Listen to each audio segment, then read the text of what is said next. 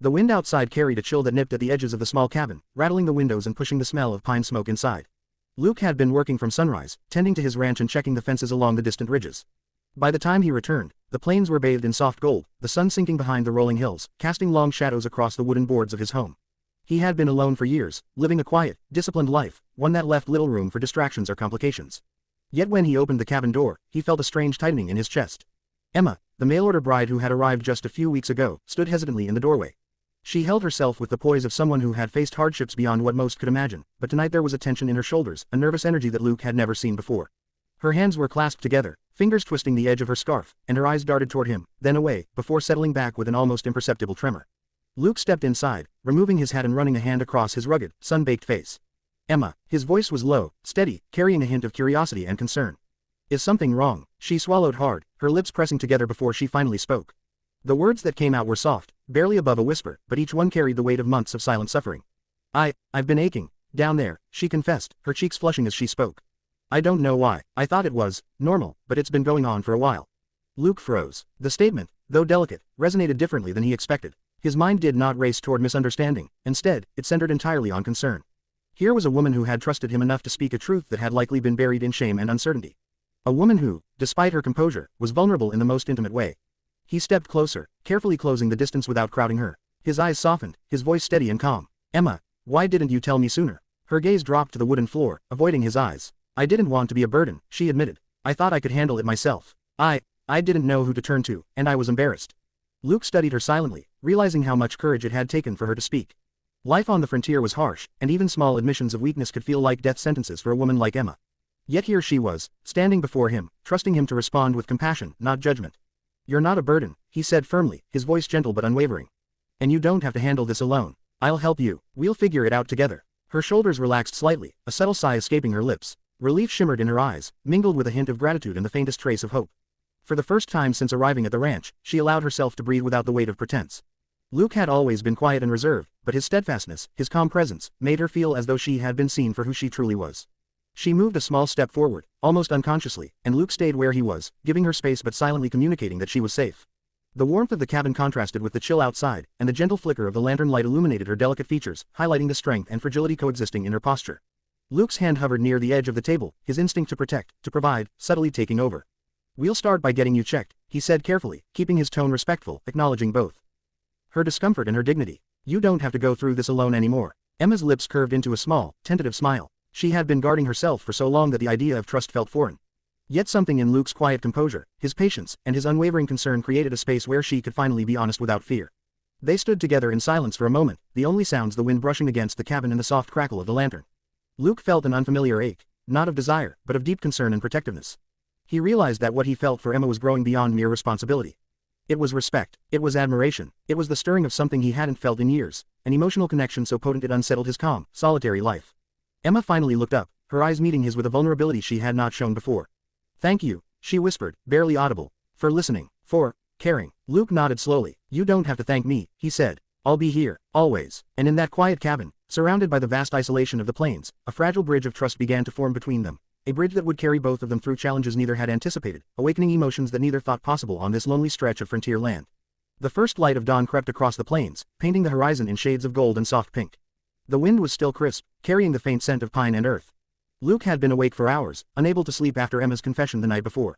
He knew he had to act, not out of obligation, but because he genuinely cared. There was a responsibility here, yes, but also something deeper, a stirring in his chest he could no longer ignore. By mid-morning, Luke saddled his horse and rode into the nearby town. The dusty streets were empty except for a few early risers tending their shops. He found a local doctor, a kind but practical man, and explained the situation with careful words. He didn't reveal every detail, respecting Emma's privacy, but made sure the doctor understood the urgency and delicacy of her problem. The doctor listened carefully, then nodded. She'll be all right, the man said. Nothing life-threatening, but it needs attention. And she should follow up regularly. Luke nodded, feeling a weight lift from his shoulders, though he knew the real challenge would be helping Emma feel safe and cared for. He rode back to the ranch as quickly as he could, the late morning sun warming his back, his mind racing with plans. When he returned, Emma was in the small garden behind the cabin, tending to a few rows of vegetables. Her movements were slower than usual, her hands more tentative, but there was determination in the way she leaned into her work. Luke dismounted quietly, wanting to approach her gently, not startle her. You're back, she said softly, not looking up. There was a hint of nervous anticipation in her voice, like she already suspected he had news. Luke walked closer, keeping his eyes on hers. I spoke with the doctor. You're going to be all right. It's nothing life-threatening. We'll take care of it together. Her shoulders relaxed for the first time in weeks. Relief washed over her face, followed by a hesitant, grateful smile. Thank you, she murmured. I didn't know if anyone would take me seriously. Luke's gaze softened. You've got my attention now. I won't let you handle this alone. From that day forward, Luke's presence became a quiet constant in her life. He didn't force himself into her space, but he was there, fetching water, chopping firewood, preparing meals, and fixing the small things around the cabin that Emma struggled to manage alone. Every action was thoughtful, respectful, and full of a quiet strength that she found herself leaning on more and more. One afternoon, as the sun filtered through the tall pine trees and dappled the garden with warm light, Luke joined her in planting seeds. He worked beside her in silence, the only sounds the scrape of soil against their hands and the occasional caw of a distant crow. For the first time in months, Emma felt completely seen, not as someone struggling, not as a problem to fix, but as a woman with strength, courage, and dignity. You don't have to do all of this, she said after a while, her voice quiet, almost shy. I could manage. Luke shook his head, brushing dirt from his hands. I don't want you to manage alone. That's not what this is about. I'm not just helping because you need it. I want to be here. I want you to feel safe. Emma's chest tightened. She had been alone for so long, protecting herself from the world, from men, from anyone who might see her vulnerability. Yet here was someone who wasn't judging, who wasn't prying, who wasn't offering pity. He was simply present. Days turned into weeks, and the quiet companionship between them deepened.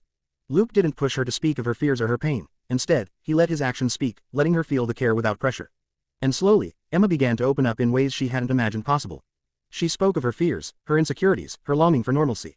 Luke listened, always patient, never interrupting, never minimizing her feelings. One evening, after a long day repairing fences, Luke found Emma sitting on the porch, looking out at the sprawling plains. He approached, holding 2 mugs of steaming tea. She accepted one with a small, thankful smile, and they sat together in silence, watching the sky darken with the first stars of the night. You've changed things for me, Emma admitted quietly, her voice barely above a whisper. Not just the aching, but everything. You made me feel seen again. Luke's chest tightened. He had never intended to do anything more than help her, but her words struck him with an unfamiliar intensity. You've always been strong, he said. I just helped you remember it. You don't have to face things alone anymore. Not with me here. Emma turned slightly toward him, her eyes reflecting the flickering lantern light, a mixture of gratitude, trust, and something more lingering in her gaze. For the first time in weeks, she allowed herself to feel hope, that maybe, just maybe, she could let someone in again. And Luke realized, with a surprising clarity, that his concern for her had grown into something deeper, a connection he hadn't expected but couldn't deny. He didn't understand it fully yet, but he knew one thing: he couldn't walk away, and he didn't want to.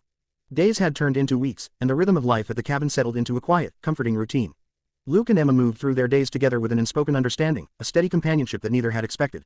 Luke's presence was a constant, a grounding force for Emma, and she had begun to lean on him in ways that felt natural, not forced. He wasn't just a helper or a protector, he was becoming a part of her world, quietly, steadily, like the roots of a tree burrowing deep into the soil. One late afternoon, Luke was repairing a section of fence near the barn when he noticed Emma sitting on the porch steps, her gaze distant, lost in thought. The sunlight slanted through the tall pines, casting long shadows across the yard, and the wind carried the faint scent of wildflowers from the nearby meadows.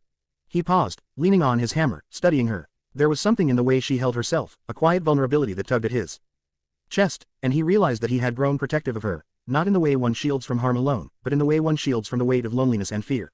Emma didn't notice him at first. She was thinking about the future, about the life she had left behind before she came to this isolated ranch. Her past was filled with disappointment, missed chances, and struggles that had hardened her, yet Luke's presence had begun to soften those edges, reminding her that she could feel again without shame. Emma, Luke said softly, his voice cutting through the gentle hum of the afternoon. She looked up, startled slightly, but relief and familiarity softened her expression. I brought you some tea. She smiled faintly and took the mug he offered, her fingers brushing his for a moment, a fleeting contact that sent a warmth through both of them. They sat together in silence, watching the cattle grazing lazily in the fields. The air was calm, but it carried an energy, a quiet electricity that neither of them could ignore. Finally, Emma spoke, her voice barely above a whisper. Luke, I don't know how to thank you. For everything, not just for helping me, but for seeing me. Her eyes glistened in the soft light, and she looked away, embarrassed by the intensity of her own emotions. Luke shook his head, his expression gentle but firm. You don't have to thank me. You didn't need to do anything to earn it. You've been carrying so much on your own, and you didn't have to. I just wanted you to know you're not alone anymore. There was a pause, a moment where the world seemed to shrink to just the two of them, the cabin, and the endless plains beyond. Emma felt something she hadn't felt in a long time, hope. Real, tangible hope. She realized that the ache she had carried, the loneliness, and even the fear of judgment had all led her to this point, here, with someone who cared without condition. Luke's gaze softened as he watched her struggle to find words. Emma, you've grown stronger every day, he said, his voice low and steady. And I don't know if I can explain this, but I care for you.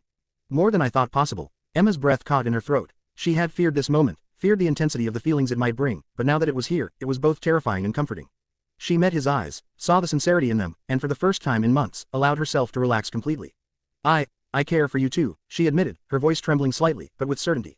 I didn't think I could feel this way again, not after everything, but, with you, she trailed off, unable to put the depth of her emotions into words. Luke reached out, placing his hand gently over hers. The touch was soft, reassuring, and filled with the unspoken promise of partnership, trust, and understanding. Then we'll face it together, he said. All of it, the ranch, the struggles, the past, together. That night, as the fire crackled in the cabin's hearth, Emma and Luke sat side by side on the porch, wrapped in blankets, listening to the wind whisper through the pines. The stars stretched across the sky in a brilliant display, and the world seemed impossibly wide and infinite, yet contained entirely within that small, warm space between them. For the first time in her life, Emma felt completely safe, not just from harm, but from fear, loneliness, and the weight of carrying life's burdens alone. Luke's quiet care had opened a door she thought had been permanently closed. And as he glanced at her, feeling the gentle rise and fall of her breathing, he realized that what he had thought was concern had grown into something deeper. Love, patient and unwavering, born from shared trust and mutual respect. In that moment, surrounded by the quiet beauty of the frontier night, both understood something profound. Life could be harsh, unforgiving, and lonely, but it could also surprise you, heal you, and awaken emotions you never expected to feel. And together, Luke and Emma would face whatever came next, not as strangers bound by circumstance, but as partners, friends, and perhaps, something more. The ache she had once feared, the pain she had tried to hide, had led her here, to safety, to trust, and to the beginnings of a love neither of them had anticipated, but both had quietly hoped for. And under the stars, in the vast, open plains, a quiet promise formed, a promise of connection, understanding, and the unspoken words that needed no explanation. They were no longer alone.